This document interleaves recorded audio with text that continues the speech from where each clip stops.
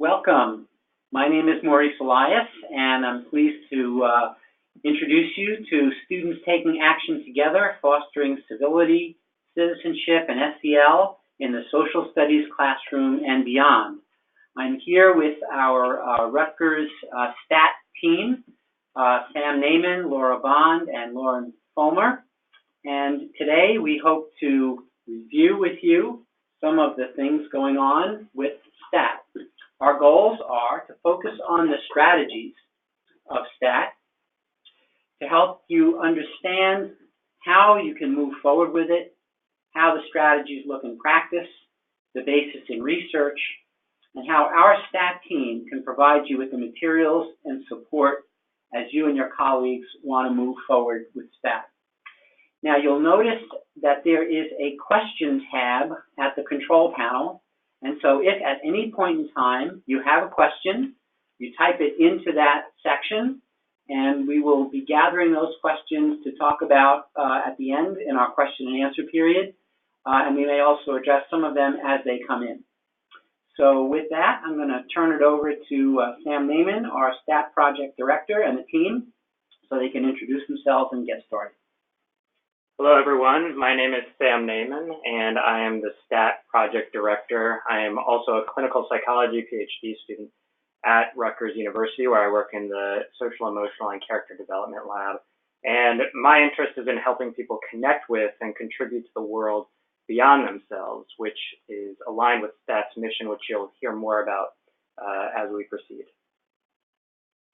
Good afternoon, everyone. My name is Laura Bond. I'm a former high school and middle school social studies teacher. I have experience as an assistant principal from Central New Jersey.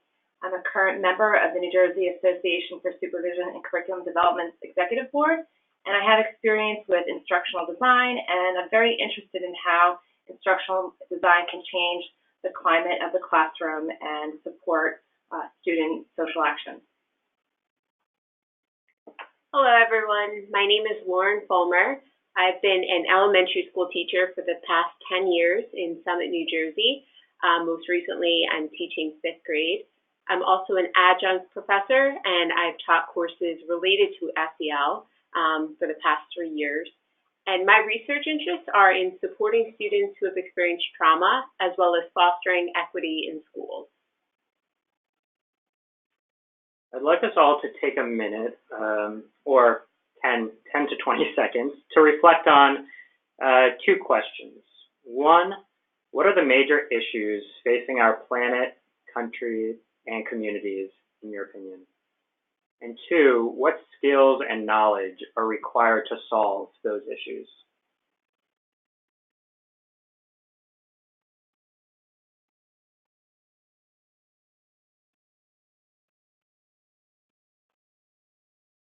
It's no secret that there is a long list of problems facing our world, ranging from poverty to climate change to mass violence, including, sadly, the school shooting that took place, the shooting that took place in our backyard the other day in Jersey City. And it's going to take high levels of emotional intelligence, collaborative problem solving, and empathy to solve these problems. And we believe that the teaching of social and emotional skills, which include both the intrapersonal and the interpersonal skills of self-awareness, self-management, social awareness, relationship skills, and responsible decision-making, as well as empathy, problem-solving, communication, and civic engagement, are imperative to effectively solving these problems and creating productive citizens for a healthy democracy and for a more just, peaceful, and hospitable world.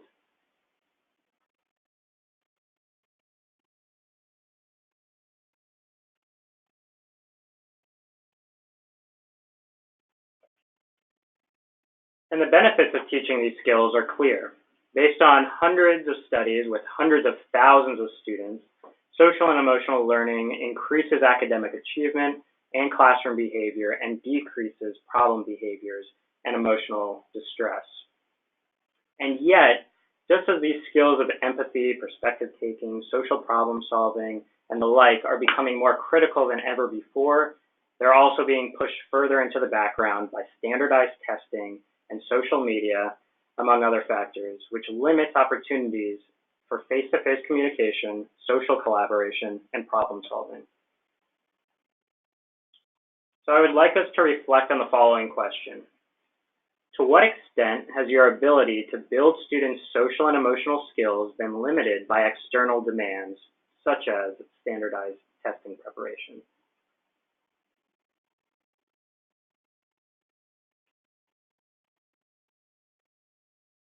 STAT, which stands for Students Taking Action Together, attempts to solve this problem of less time being dedicated to the teaching of social and emotional learning by providing teachers with a set of social and emotional learning instructional strategies that are integrated into the existing academic content. So social and emotional learning is not an add-on, and it will require no extra time, and STAT is standards aligned because teachers continue to teach the content they were planning to teach, all while developing student skills for civil discourse and civic engagement.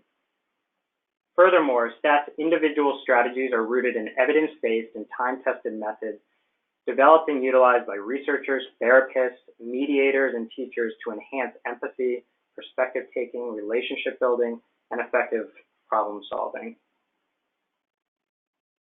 More so, these strategies can be used across the curriculum and can be used by social studies teachers, language arts teachers, school counselors, club advisors, special education teachers, and for more, shall we say, enlightened school discipline practices such as restorative justice circles.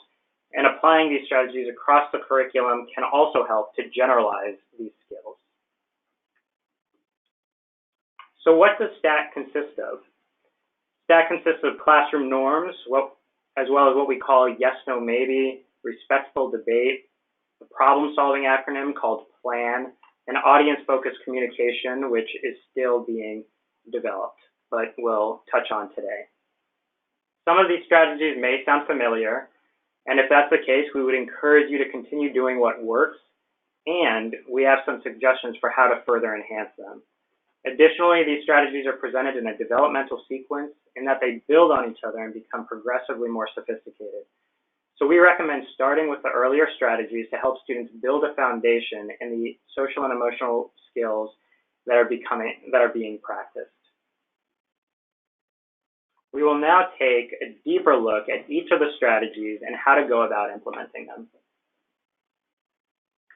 As Sam mentioned, the strategies are intended to be presented in a sequential method.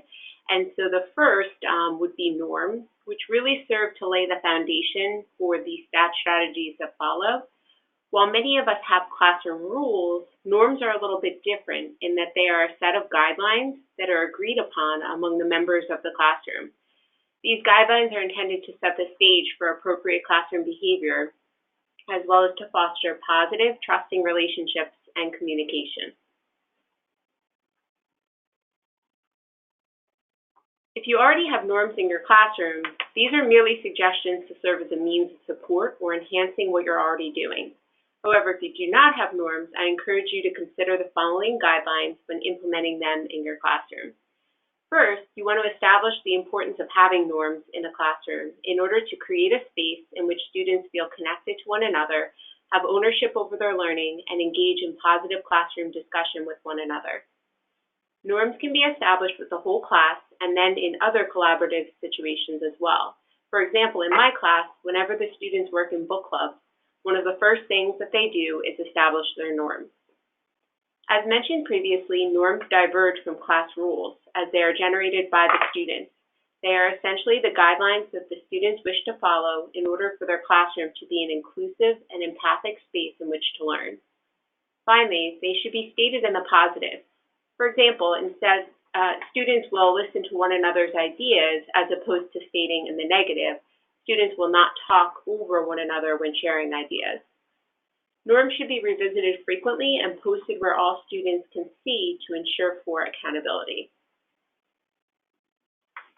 There are many ways that you can establish norms in your classroom.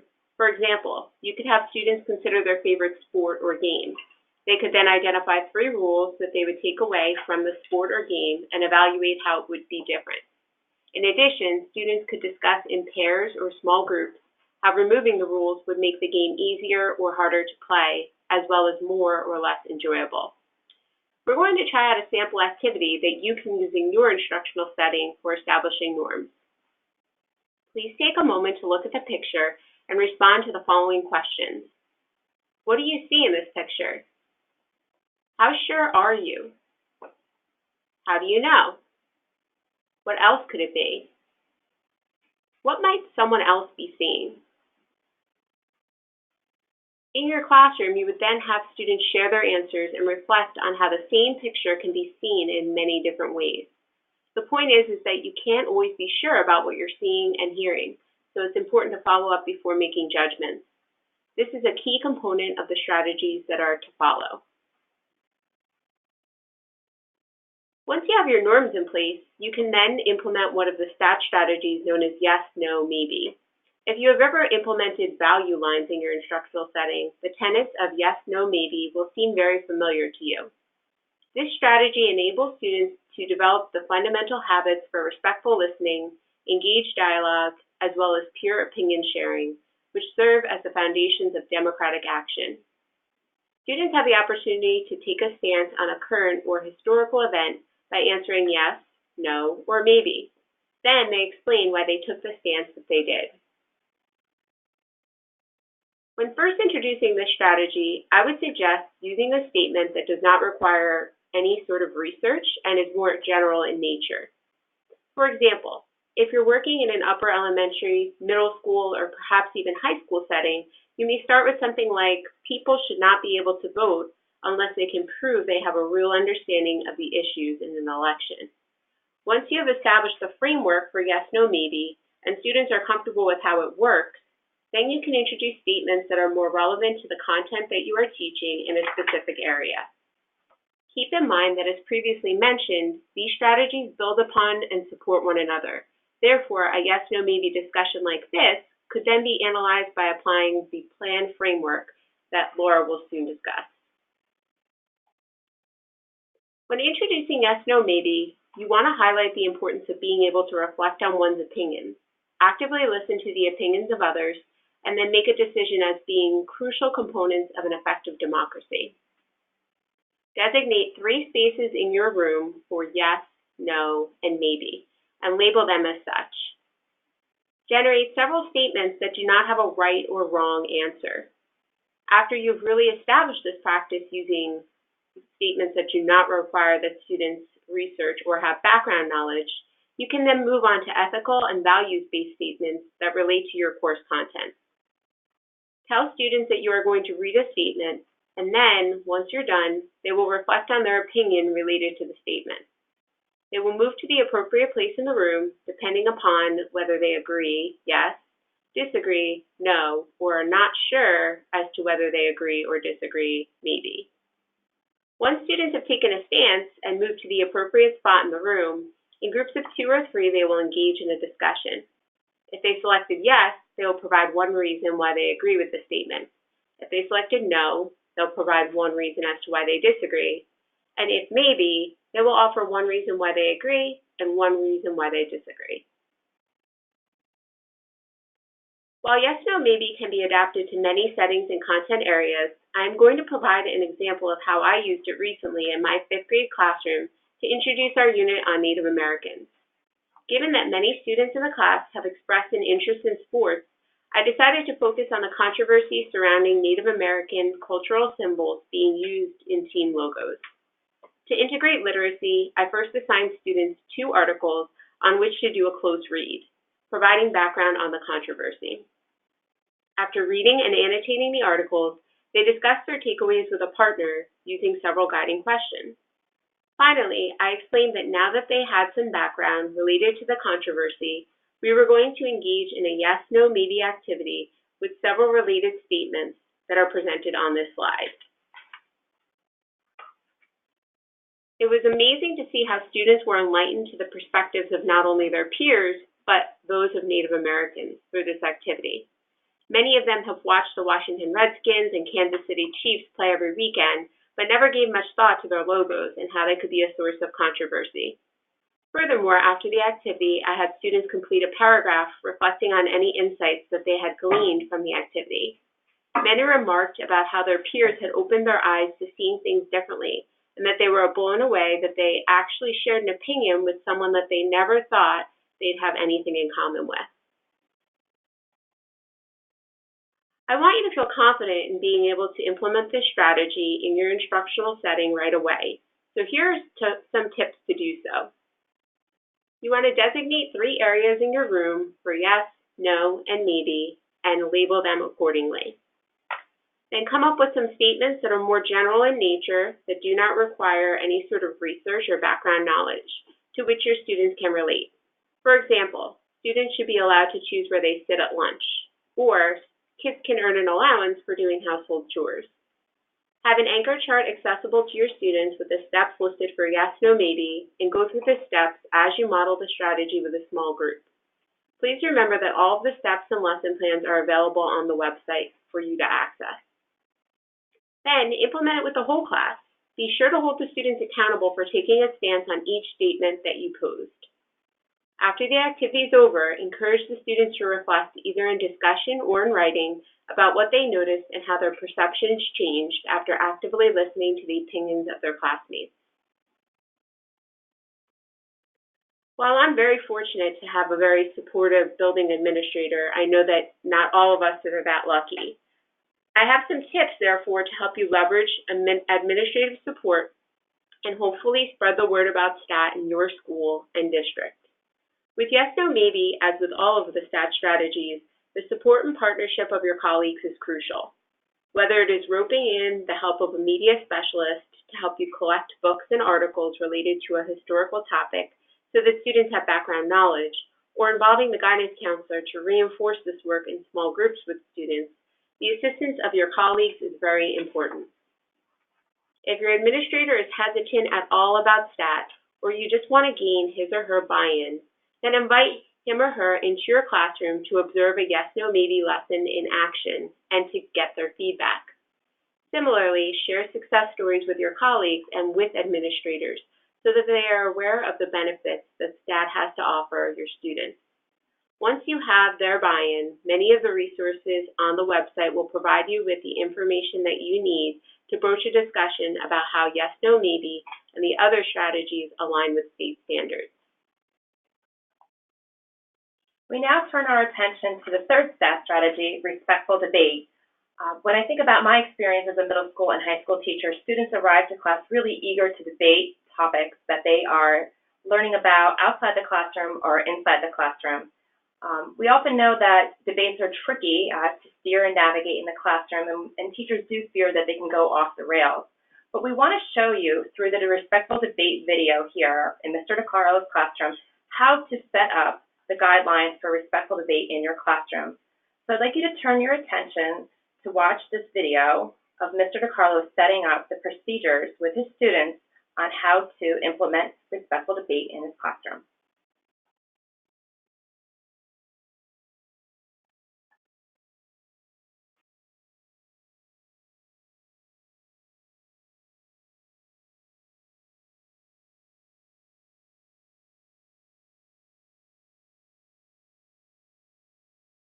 The town demonstrate this with a lesson on forgiveness from the 7th grade April curriculum.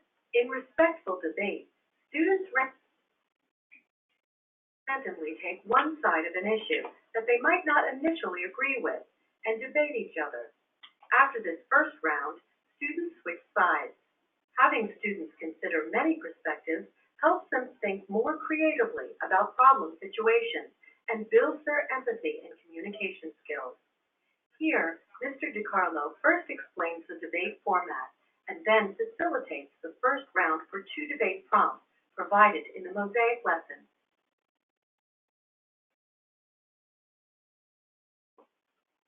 Couple rules real quick again to review. You guys ready? Everybody has to discuss.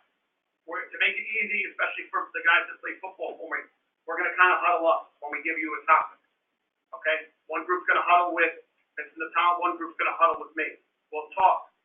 When it's time to share out after like a minute or two people have to talk.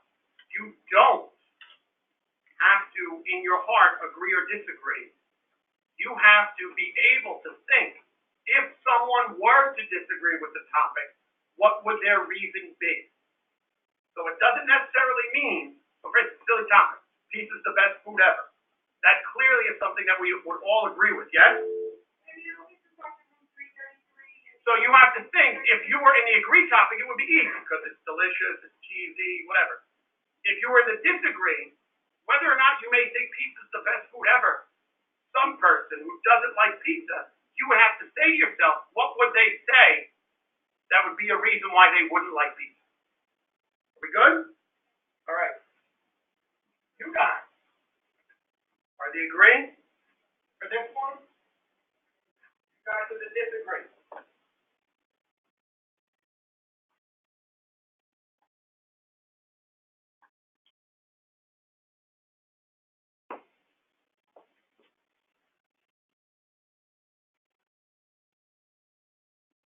So we just want to also mention that if you would like to see the rest of that video, all of the videos that are available for STAT are on the Socio-Emotional Character Development Lab's website, and Sam will tell you a little bit more about that later at the end of the presentation. So we want you to feel confident about implementing STAT, and as Lauren and Sam mentioned early on, these skills that they build in the norms and also in the yes, no, maybe lessons spiral up and to support the skills and take them a little bit step further in the respectful debate exercise. So with that in mind, we want you to know that respectful debate takes a little bit more preparation than the yes, no, maybe. And it's good to really walk through a lesson with the students on a topic that, as Lauren pointed out with the yes, no, maybe, doesn't require a lot of research, just to build their familiarity and comfort and ease with the process and practice, but also to build your own familiarity and ease with the process. As Mr. DiCarlo mentioned, students will rotate and debate on both sides of the issue, and this is really powerful because it really supports that perspective taking and empathy making in students' minds as they think about the topic that they're debating. What's great at the end of the lesson is that students will be able to reflect on and summarize other points of view to show that they've actively listened to one another in the lesson and validate other people's points of view. At the end of the lesson, the students themselves can hold themselves accountable and check for understanding, discussing the points made by the other side. And this is also a great way to build collective understanding in the classroom and to ensure a more productive debate for the topic at hand. So some of the topics that were used in New Jersey classrooms include historical content from U.S. History 1. The first statement, the actions taken at the Boston Tea Party were the best way to respond to the situation faced by the colonists. A lot of students know about the Boston Tea Party. You could debate this by asking students to think about, was this the best way to respond historically in that moment? A more general question that may not take a lot of research, and you might want to start with this question, is number 2, a country should never go to war. Often students have thoughts about war as they begin to engage the wider world, including not just at the middle school level, but even the upper elementary level. The third statement really relates to something we encourage you to engage in, is to push into problems that students are encountering socially in the classroom or beyond the classroom, or problems that they may see in broader society. So the third statement, when classmates act in ways that show unhealthy hygiene, do you have an obligation to say something to them? So these are topics that can help students to navigate normal social situations that they engage in the hallways or beyond the classroom and the lunchroom. So there's just some ways and topics that you can use as a springboard into implementing respectful debate in your classroom. So Monday morning, if you'd like to implement this strategy, as mentioned before, we'd like you to start with a topic that students have expressed an eagerness to analyze more deeply, or if you're not confident about delving into a topic, a content topic, definitely follow the suggestion before by using a topic that is more general and something that doesn't require a lot of research. Definitely communicate to the students and even your supervisor that you're trying a new strategy and you would appreciate their feedback at the end of the lesson. That's always good to do because you want to think about maybe refining the lesson, but also they'll notice things that maybe you're not thinking about during the implementation. please make sure in the third point that you explain the procedure as Mr. DeCarlo did, and then maybe model it out with a small group just so the students know what it looks like. They say that seeing is believing, and that's a very powerful instructional move to leverage up.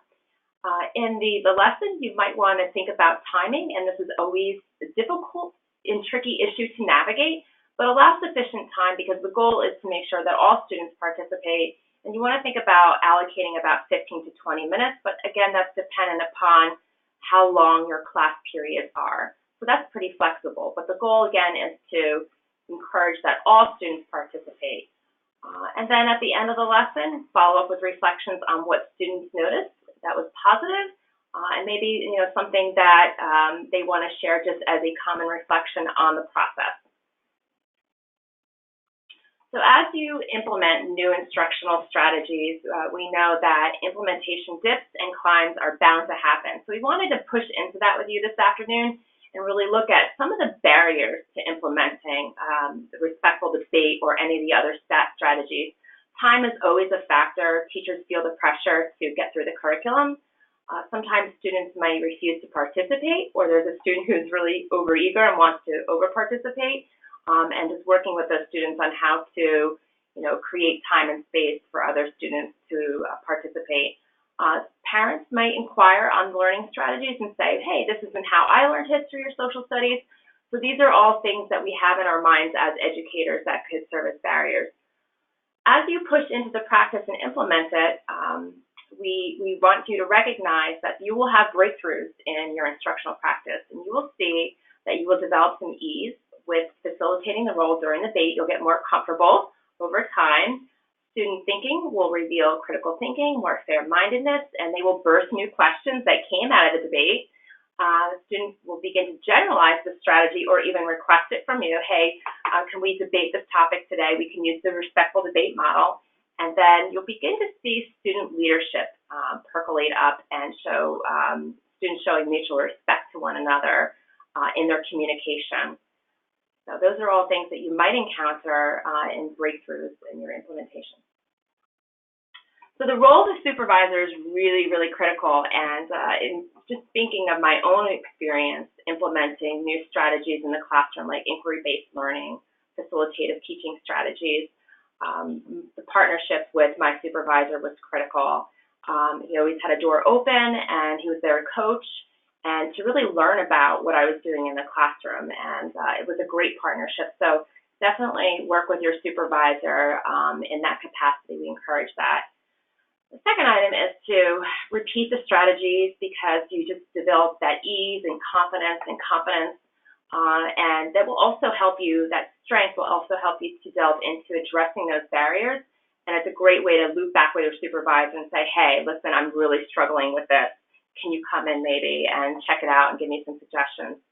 As a supervisor, you would really want to make sure that you're monitoring lesson planning for the teacher to ensure that they are aligning the standards to the content, all right, but also to the activity of respectful debate, and that they are planning for reflective formative assessment that Laura mentioned before, includes either writing or speaking. And then as a supervisor, you can expect the teacher to bring you feedback, but the teacher can also expect feedback as well. But just be present and encourage through reflective dialogue. Those conversations that you have with your teachers who are implementing these strategies are really critical to leverage their ease, settle any emotional concerns, and help them to develop that confidence to push into the next step. So the final strategy that the norms, yes, no, maybe, and respectful debate spiral into is the problem-solving framework of PLAN. And I love this framework because it really helps students to develop agency, and it gives them a way to solve problems in many facets of their academic life, social life, but even out in the community. So the overview is that students will be looking into a problem, and they will look through problem description, and they will identify what the issue that is being discussed.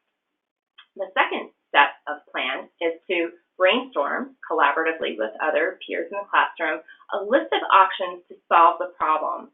And here, what should emerge out of this is a sort of a consensus about what is the best possible option. And that leads wonderfully into the third stage of plan. The students will come together in small groups or as a whole class to develop an action plan to solve the problem.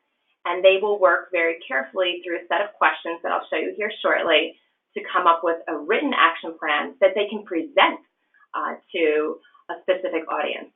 And at the end of plan, what's wonderful about this is that it really leverages, the students' ability to recognize their own success in this process and realize that action planning and problem solving requires ongoing evaluation and refinement. So those are the 4 steps of plan. So as mentioned before, yes, no, maybe, and respectful debate spiral really well and seamlessly into the plan framework. So you might want to start this Monday morning with using a topic related back to respectful debate or a yes, no, maybe discussion. All right, so we have 2 statements here that you could potentially use from a debate. All through history, many countries have had slaves. What the South was doing, no different. So you can start that off as a respectful debate or a yes, no, maybe, or you can use a more global issue that the students are encountering in the school community. There is nothing students can do to change the food that is served in the cafeteria. These are adult decisions only. So those are 2 ways that you can look at starting that through yes, no, maybe, or respectful debate. What we want to do is encourage background reading from the current curriculum if you're looking at question number 1, or have students do related research for that question. But in the second question, they might need to do some related research outside the academic setting by looking at school policy. But these are different perspectives that students can look at the problem, and they can use the framework to really delve into how to see the problem from different angles. This is an important slide because I think this slide really answers the question that we hear commonly with implementing these strategies. How do I make this fit? There's just not enough time. And I think this slide really answers how do we fit this in. So if you look at the top, you'll see that the alignment to New Jersey Social Studies standards starts with the topic. So when you think about your lesson planning, what are the topics that the students are going to explore in the content that week? Here the topic is a school-based issue. Students' dislike of school lunches. Well, how does that connect with the New Jersey Student Learning Standards? If you look at the 6.3 standard, Active Citizenship in the 21st Century, the aim here is that all students will acquire the skills needed to be active, informed citizens who value diversity and promote cultural understanding by working collaboratively to address the challenges that are inherent in living in an interconnected world. So you can see here that students will be working through the plan framework to work collaboratively, and as they encounter different perspectives on the problem, they will understand that these are just normal things that we encounter in an interconnected world that's inherent to a pluralistic society and democracy. And then, so how do we then delve into the objective writing? But you could see here at the bottom in the written objective, students will evaluate the current state of cafeteria food in their school and discuss alternative solutions to the problem. So here that evaluative component really helps students to tease out in the problem and the brainstorming and the action planning, what they can do to potentially change the current state of cafeteria food and develop problems, or identify the problem and develop solutions, alternatives to that problem rather. So here are some topics that students have engaged in plan. If we look at the first topic, Tinker versus Des Moines, this was a Supreme Court decision related to students protesting in school during the Vietnam War. Cell phone use in school, another school-related issue. The Missouri Compromise, that would be U.S. History 1. Low voter turnout, as Lauren mentioned before, doesn't require a lot of research. But you can also pull in problems that stem from morning meeting issues that percolate up or even during advisory in the counseling setting. So these are some topics that you might want to explore in the plan framework.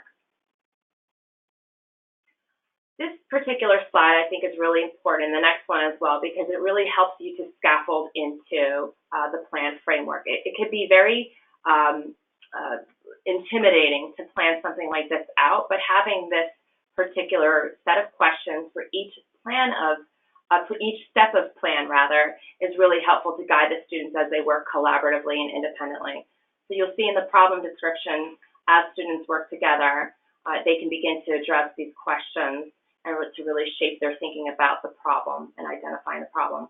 In the second set of questions for list options, you can see the students how they can work through goal setting and looking at the pros and cons of the different ideas for the options to help come up with the best option possible for the third phase, which is the action plan in the next slide.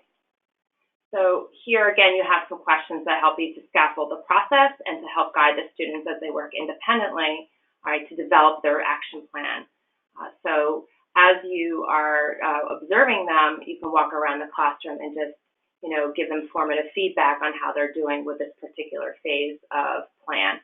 But the action plan, once they have that developed, and there's more materials on the website, you can have them present it in class, or you can have them present to an authentic audience. In the last phase, these are some questions that you can ask and pose to students about what they notice about the process. So Monday morning tips for plan, and to help you develop ease with thinking about how to implement plan in the classroom. I think it's really powerful, especially at the middle level and the high school level, to motivate the student learning with a visual of the problem or the topic, or show a short little video to get them excited about the problem and connect and relate to it. I would recommend allowing for one lesson for each sequence stage of plan, and to start with a topic there where the students can connect to it quickly and it doesn't require a lot of research, so maybe a school-based problem. Model out the collaborative work of each stage and explore why the skill that they are learning matters in the problem solving or the action planning. That's important because students often know what to do, but why are they doing what they're doing is important. And the fourth tip is to encourage students to hear and engage all voices in their groups. And they're really going to have to work together in order to ensure that every student contributes. Allow time for students to research if needed, or interview sources, so build that into your lesson planning. And then guide students to develop goals, assume roles, and organize and map their thinking as they work independently in a collaborative group. So again, just to kind of reiterate, with going through the implementation process, and as you implement a new strategy, there are some barriers that you may encounter. So, and just based on my own experience with some inquiry-based learning and project-based learning, oftentimes the first implementation is a little bit messy and dynamic as the students find their footing. You're going to go back to that lesson plan. You may need to replan. There's the question of how to grade and what to grade. And you want to build in that time to coach students and how to balance that time. That's always really tricky for teachers. Some of the breakthroughs that you might experience as the students are implementing the questions as they work in their group is the demand for original and novel resources. They might even bring in their own unsolicitedly. Students will show leadership, and they will ask you to adapt the lesson because it will fit their needs as they work in groups. Generalization of the strategy is always a good sign, and then positive feedback from the students and parents and even your colleagues might percolate back to you. So these are all things we'd like you to keep in mind as you implement plan in the classroom. The final strategy that is still a work in progress that we're excited to announce here today is audience-focused communication. And this aligns very nicely with authentic assessment, UBD, project-based learning, and inquiry-based learning. But what's lovely about this particular strategy, it builds directly off of plan. And this is where students are going to work together to present a solution from a STAT lesson. They could even present a new idea that was birthed out of the plan lesson or unit to a specific audience. Students will then prepare suggestions and learn to take feedback from an audience to improve upon their ideas or their presentation skills. We have more to come on this, so definitely stay tuned on the STAT website or the SCED website. And Sam will talk more about how to stay connected later on in the webinar on that.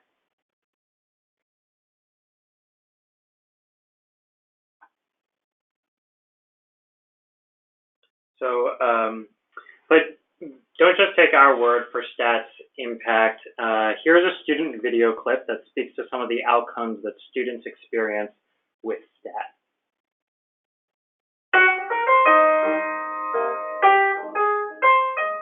I do think they were helpful because sometimes I'm impatient at times, and what these lessons have taught me to wait, listen, and talk instead of jumping into the conversation.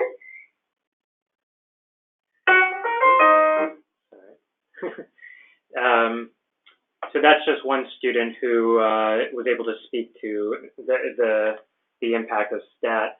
But in general, our children, our students are watching, they're eager, and they're demanding action to secure their future. It's our turn now to affirm our beliefs in equity and civility. For those of you who have not yet downloaded the STAT teaching strategies or would simply like to learn more about our latest developments and find additional material that can be helpful for implementing STAT, we encourage you to go to our website at www.secdlab.org/STAT, as well as sign up for our resources if you have not yet done so. Additionally, we can be reached by email at stat.secdlab@gmail.com. This is what our website looks like. Lastly, before addressing some of the questions that were asked, we would like to share with you an announcement regarding a follow-up webinar in February that will go deeper into STAT implementation. Keep an eye out for an email that will provide more details about this opportunity. And now, without further ado, we will address some of the questions that came in. Okay, we had a number of questions come in, and so the first one is, how important is it for students to move around to different places during yes, no, and maybe?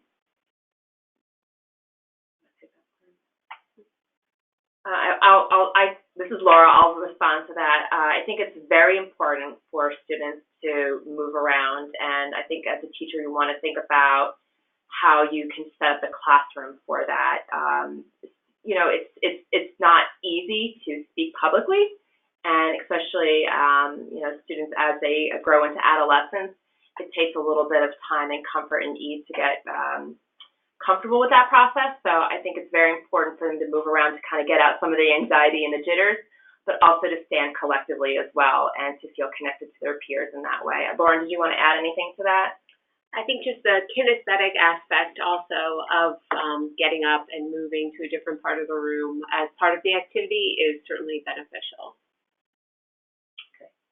Another question about yes, no, maybe is, do you ever introduce a topic with a yes, no, maybe or a respectful debate, and then go back and do it again after maybe they do some research or some reading?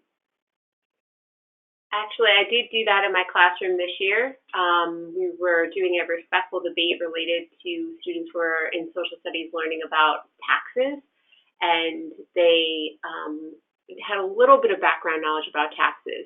We were discussing whether taxes should be in place or should not be in place, and then after we had a respectful debate, and then they were able to have the opportunity to have a bit more time to do some research, discussed it with parents as well, and other teachers, and then they came back and we reinforced that through another respectful debate.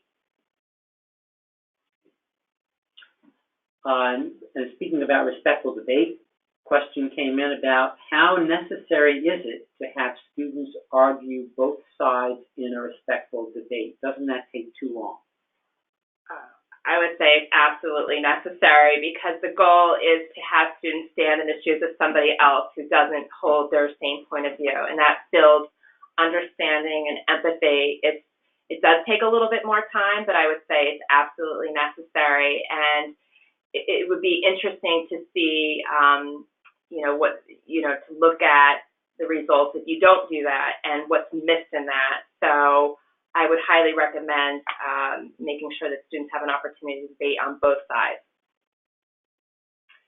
Another question is, what happens if you have kids in groups in yes, no, maybe, or respectful debate, and they don't participate?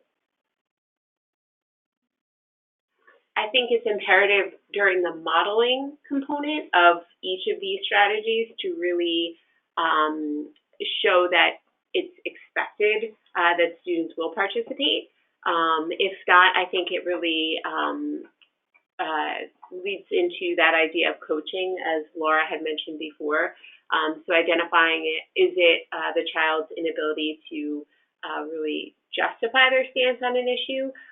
Is it that they're nervous to speak in front of their peers? So really being able to figure out what it is the source of the issue, and then how to address that in more or less of a coaching session with them. Okay. Here's a question from someone who is already using an SEL framework in their school and wondering, how do I integrate STAT with a framework that I already have? Like, for example, I'm using another problem-solving framework. What do I do? So we would encourage you to continue to use what feels comfortable. If it's working, then we would say keep doing it. But we also would encourage you to review our strategies, because they might provide some additional suggestions that can further enhance students' social and emotional skills. This is a practical question that I'll ask it and answer it. And the question is, will we get the PowerPoint and the video links? And the answer to that is yes, that everyone who's registered will get a follow-up email once the PowerPoint is with PowerPoint and video information. So you will get that. Another question is about plan and whether you can do plan with grades 4 and 5. And related to that is it better to do it starting with small groups, or is it better to start doing plan with the whole class so that you can kind of demonstrate what it looks like?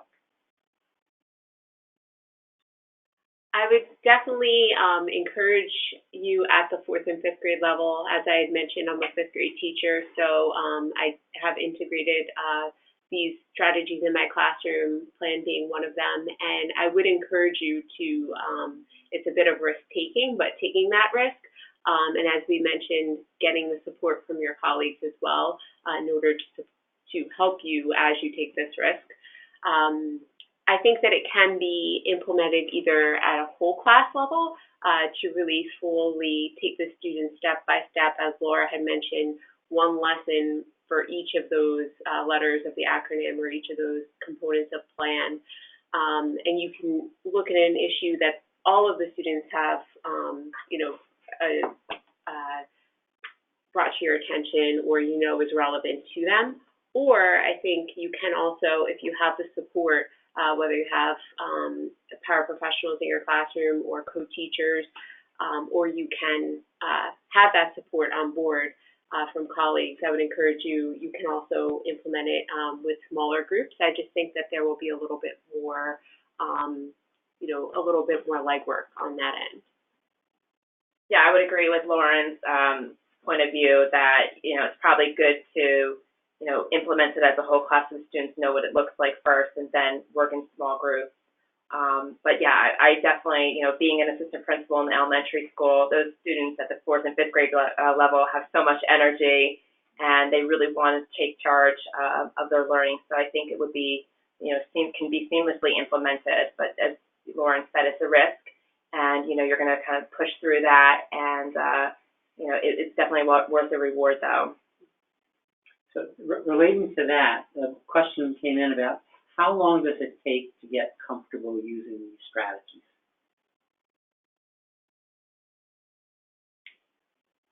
I think it depends upon the teacher, depends upon the grade level, depends upon the group of students. If I were to answer that question with my students last year as opposed to my students this year, it would be entirely different. I think that just going into this process and as you attempt the strategies with some of the Monday morning tips that we had brought to your attention, I would really encourage you to be patient with yourself. There are going to be many barriers that pop up, as Laura had mentioned. However, I think if you really do persevere, there will be those breakthroughs as well. So, for example, in my classroom with respectful debate with this particular group this year, it took probably at least 3 or 4 times before we really got comfortable with the use of that strategy. And a question came in about, is there any topic area within social studies that you think might not be able to be integrated with these strategies?